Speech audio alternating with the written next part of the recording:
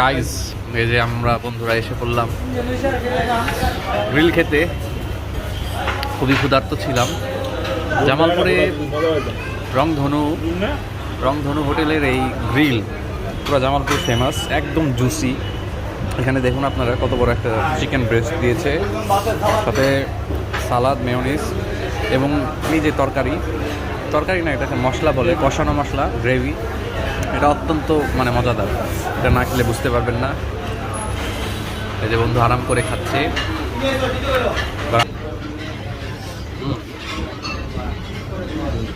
অসাধারণ।